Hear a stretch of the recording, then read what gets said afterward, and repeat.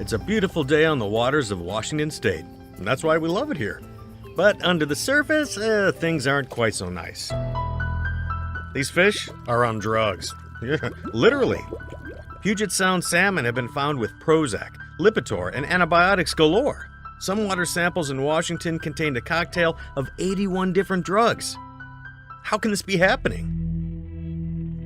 Meanwhile, Phil, a physician's assistant in an emergency room, is administering Valium to a patient using a pre-filled syringe. The syringe contains more Valium than he needs, so he squirts the rest of the liquid down the drain. This discarded medicine now makes its way through the sewer to the local wastewater treatment plant, a facility that removes debris and treats human waste, but not pharmaceuticals. So it gets released into our rivers, our lakes, the Sound, and our fish friends end up on drugs.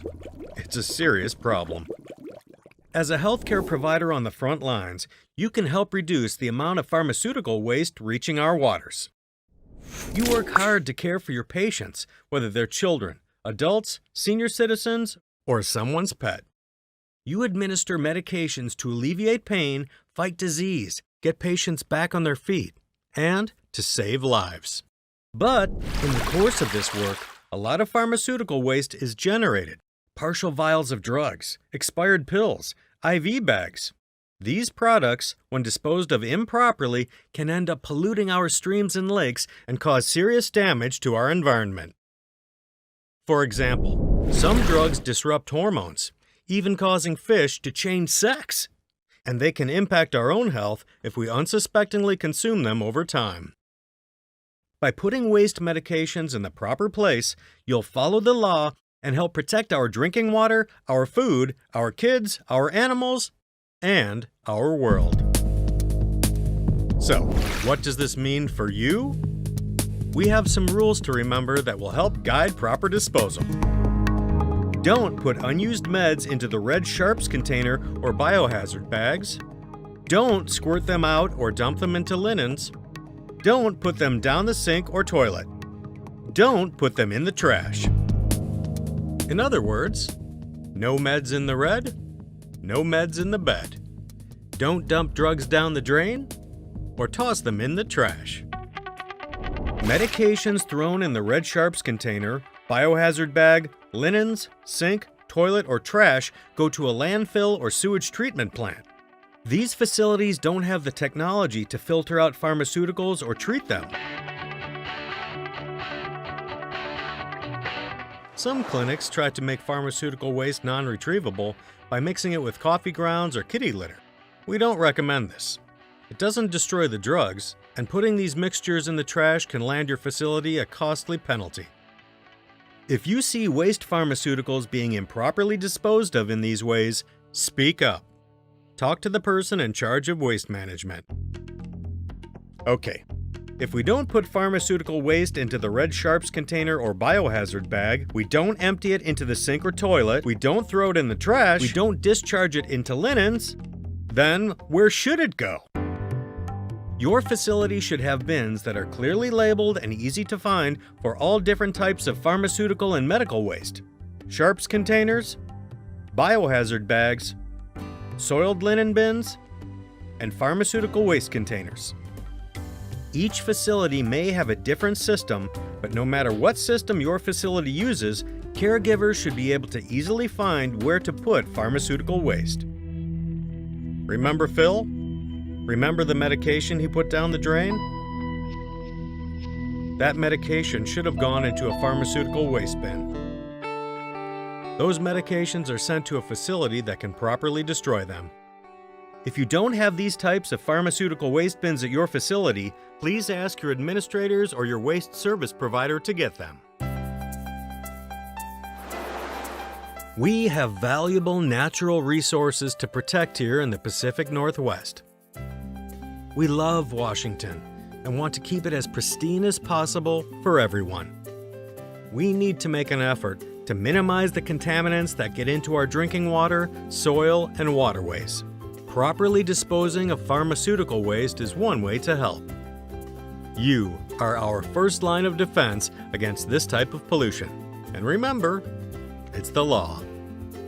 If you have questions or concerns about the proper disposal of pharmaceutical waste, please contact your team's Environmental Services Manager or ask us. Visit ecology.wa.gov and search pharmaceutical waste.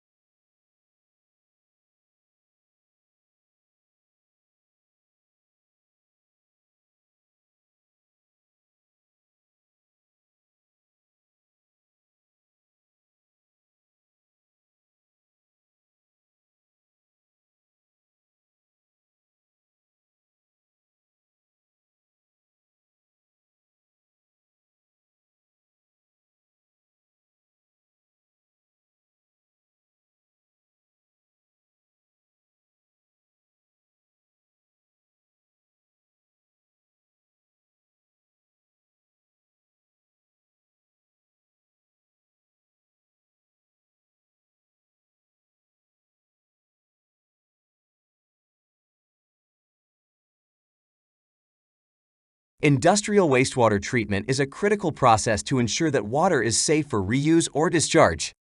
It involves a series of steps and a variety of methods used to treat industrial wastewater for safe and proper disposal. Here is the industrial water treatment process. First, we have screening, where large debris like sticks, leaves, and trash are removed using coarse or fine screens. This step prevents clogging and damage to downstream equipment. Next is sedimentation.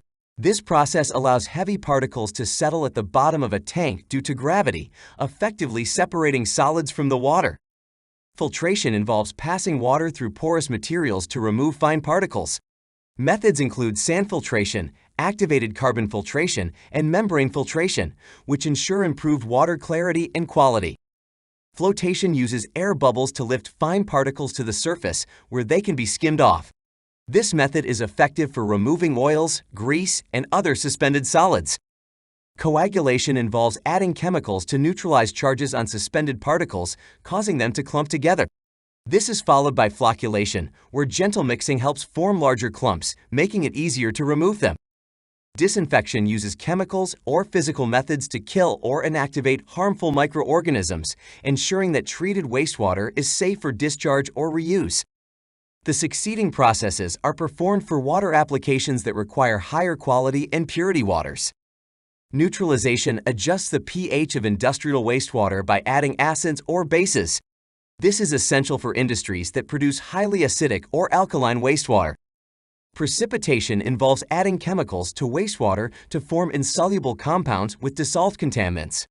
These compounds then settle out of the water as solid precipitates, making them easier to remove from the wastewater. Oxidation adds agents like chlorine or ozone to convert harmful contaminants into less harmful substances.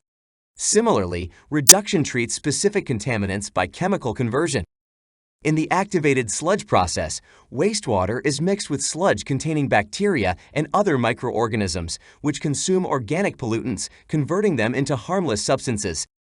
More advanced industrial water treatment methods use membrane technologies, such as reverse osmosis, ultrafiltration, and nanofiltration, to separate contaminants from water. These methods are effective for removing dissolved salts, heavy metals, and other small particles and are widely used in industries requiring high-purity water, such as electronics and pharmaceuticals. Here's a rundown of how industrial wastewater treatment works. Found this video informative? Give it a thumbs up and subscribe to our channel for more industrial insights. See you on the next one.